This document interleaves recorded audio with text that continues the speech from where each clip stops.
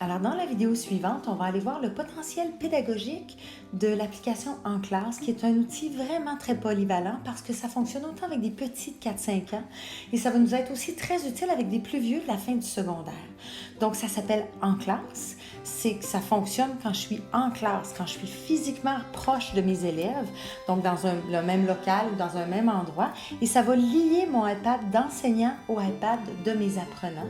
Donc, ça va permettre de simplifier beaucoup d'actions et de personnaliser les apprentissages. Voici un peu comment ça fonctionne.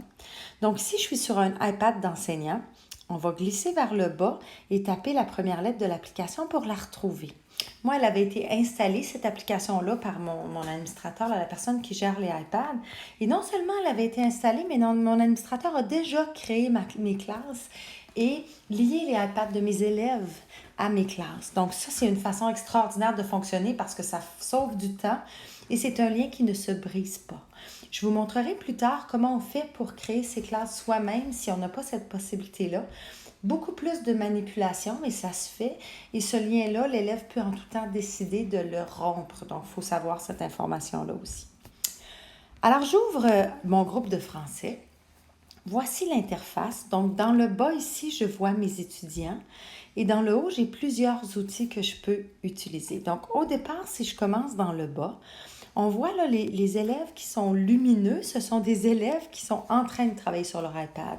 Ceux qui sont plus grisés, c'est des élèves qui en ce moment font autre chose, sont pas arrivés à l'école ou ils sont en train de faire autre chose. Donc, d'un coup d'œil, je peux voir que sur mes 30 élèves, j'en ai 2 qui sont sur Keynote, 1 qui est sur dictaphone et 3 qui sont dans d'autres applications, donc Pages, Safari et Livre. Donc, je suis rapidement capable de voir qui est sur quoi d'un coup d'œil. Donc, je peux me promener, mais en même temps, en me promenant, je suis quand même au courant de certaines informations intéressantes. Maintenant, ça me chicote. Audrey, elle est sur Safari.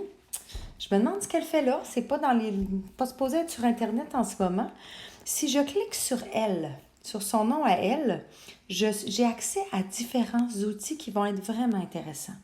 Donc, je peux l'envoyer dans la bonne app directement si elle n'est pas à la bonne place.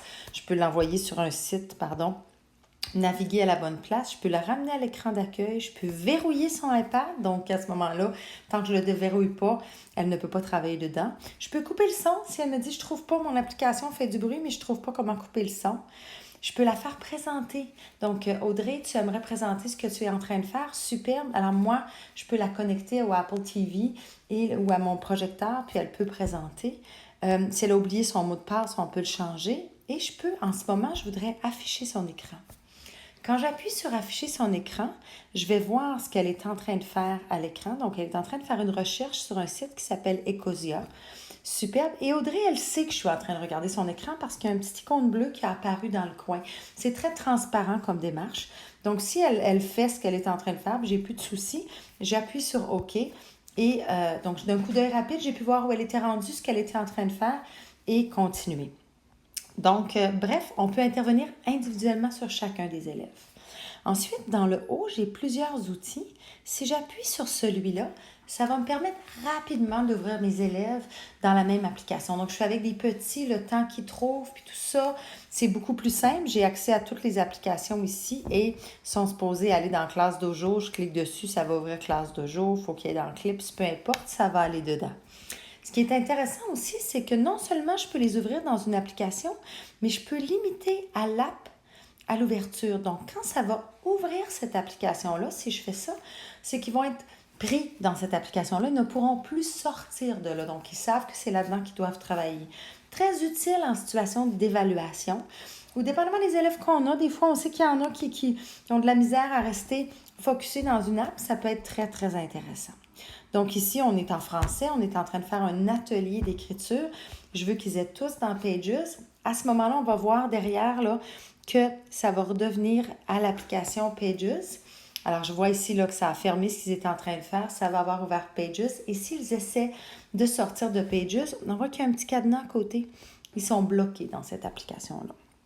Donc ça, c'est une des choses qu'on peut faire. À côté de naviguer, c'est que je peux les envoyer dans une application à un endroit particulier. Donc, exemple, j'ai un caout de créer, je veux les envoyer dans un caout, mais un caout spécifique. Je cliquerai sur ça, je vais les envoyer dans un livre euh, qu'on regarde ensemble, je pourrais aller là. Moi, j'aime beaucoup l'utiliser aussi pour aller dans Safari. Donc, au lieu de mettre un code QR, j'ai une page web que je veux qu'on regarde ensemble. Bien, moi, je l'ai mis dans mes favoris ici. Ça parle justement, on est en train d'explorer, là, on parle d'exploration sur la Lune. Là, vous allez voir derrière que ça va déverrouiller dans Pages. Ça va les amener dans Safari et ils vont se retrouver sur cette page-là qui parle justement là, de l'exploration là, des premiers hommes qui sont allés là, sur la Lune.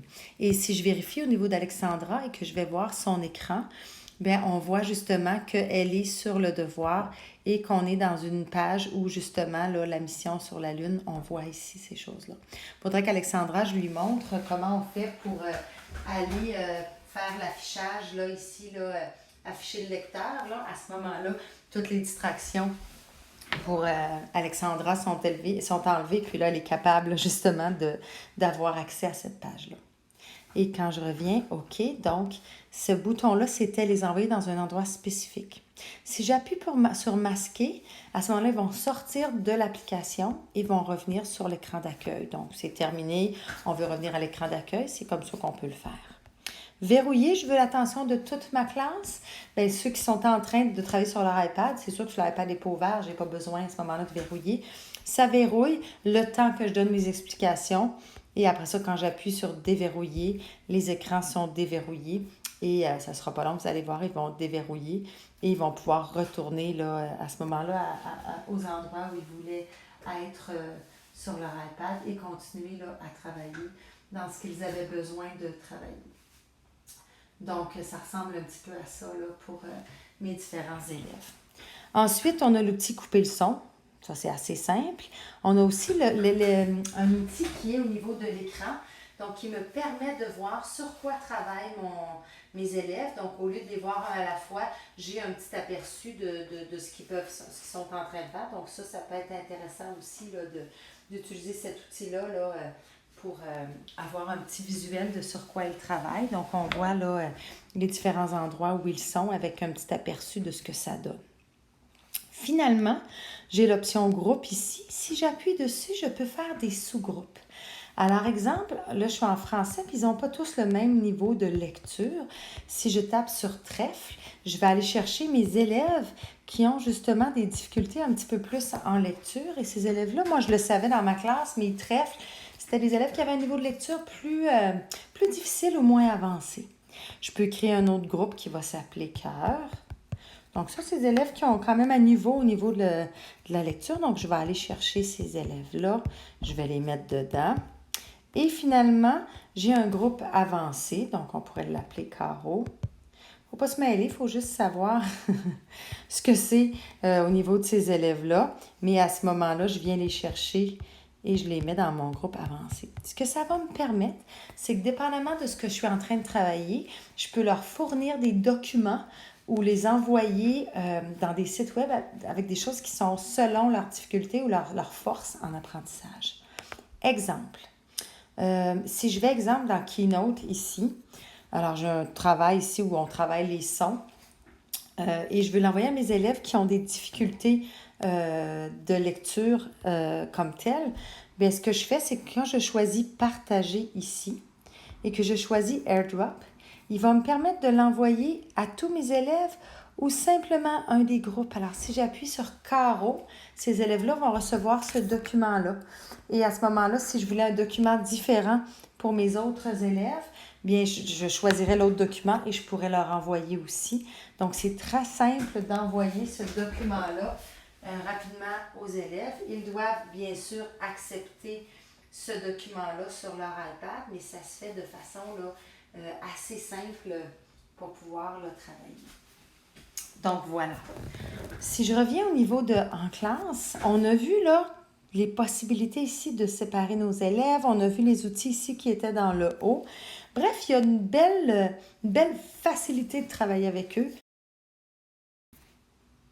Maintenant, quand j'ai terminé avec mes étudiants, c'est la fin de la journée, c'est l'heure de la création, c'est l'heure du dîner, je peux appuyer sur conclure la classe ici. Ce que ça va faire, c'est que ça va fermer cette classe-là pour cette fois-ci et ça va me donner vraiment des détails sur ce qui s'est passé. Alors, un résumé du cours. Donc, j'ai 6 élèves qui sont allés dans Pages, 6 dans Safari, 3 dans Keynote. Donc, ça me donne ces informations-là. Samuel Beaulieu m'a partagé son document des papillons. Et ça me donne un compte-rendu de chacun des élèves. Donc, exemple, si je dis Samuel est allé dans 5 applications, il a fait 6 minutes sur Pages, il est allé dans Livre, il est allé dans Keynote, il est allé dans Safari.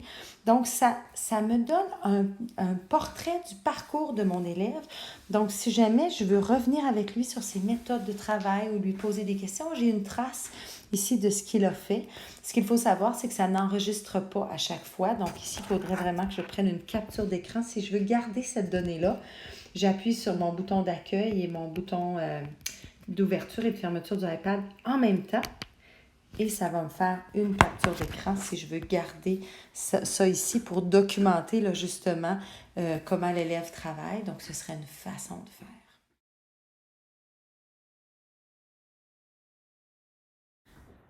Alors ici à gauche, vous avez le iPad de l'enseignant et à droite, je vous ai mis un iPad d'un élève dans lequel j'ai simplement ouvert la section réglages. Ce que je veux que vous montrez, ce que je veux que vous voyez, c'est comment un enseignant peut ouvrir l'application en classe et créer lui-même ses classes, ses groupes et lier son iPad au iPad de ses élèves. L'avantage, c'est qu'on est autonome, donc on peut le faire soi-même. Les deux inconvénients majeurs, c'est un, ça prend plus de temps et de manipulation parce qu'il faut le faire sur chacun des iPads des élèves. Et deux, l'élève peut en tout temps briser ce lien-là entre son iPad et celui de son enseignant. Donc, il faut avoir un bon code d'honneur avec une explication, des bonnes discussions avec nos élèves sur pourquoi on utilise cette application-là puis pourquoi on ne brise pas ce lien-là.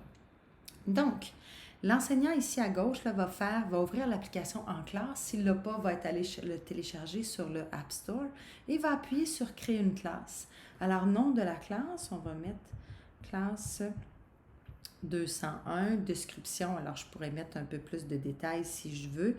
Je viens choisir quelque chose qui me plaît comme icône et je viens mettre un visuel et j'appuie sur OK.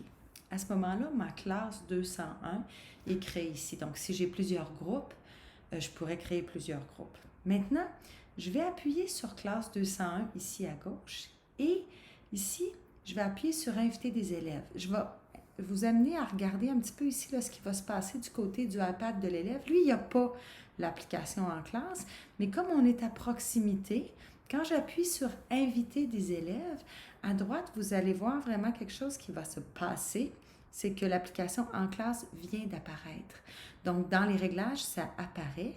Et du côté de l'étudiant, ça lui dit « Veux-tu rejoindre classe 201 ?»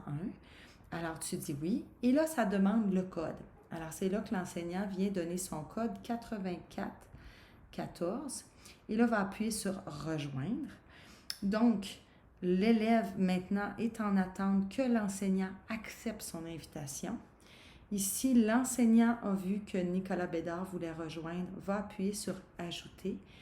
Et alors en ce moment, c'est tous les iPads de mes étudiants, de mes élèves étaient ouverts, mais je verrai l'invitation de chacun et je pourrai accepter ces élèves-là.